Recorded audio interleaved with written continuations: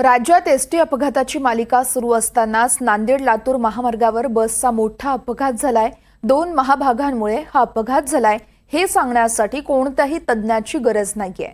या अपघातात बसमधील 40 ते 42 प्रवासी जखमी झालेत। हा अपघात एवढा भीषण होता की रस्त्यावर ही एसटी बस जवळपास 50 फूट घासत गेल्याचं प्रत्यक्षदर्शी सांगतायत।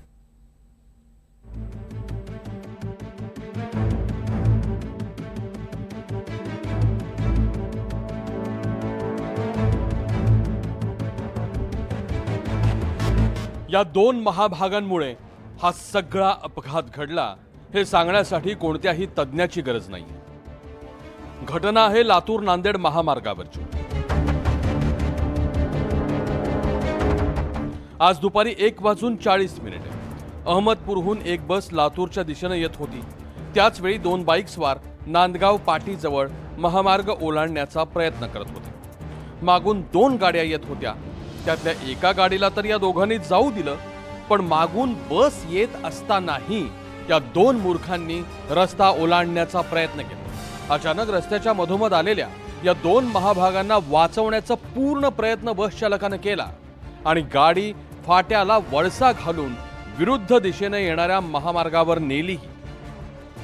पण त्याच प्रयत्नात गाडीचं मागचं चाक डिवायडरला धडकलं आणि अख्खी एसटी महामार्गावर आडवी झाली आणि सुमारे 50 फूट घासत गेली। या अपघातात काही जणांना अपंगत्व येण्याची शक्यता आहे, कारण 40 जणांपैकी 5 जण गंभीर जखमी आहेत। एसटी अपघातामध्ये काही रुग्ण जवळपास 36 आज दुपारी विलासराव देशमुख शासकीय वैद्यकीय महाविद्यालयात ॲडमिट झालेले आहेत। त्यांच्यावर आम्ही तातडीने उपचार चालू केलेले आहेत। 36 पेशंटमध्ये टोटल 36 पेशंट आपण ॲडमिट करून घेतलेत।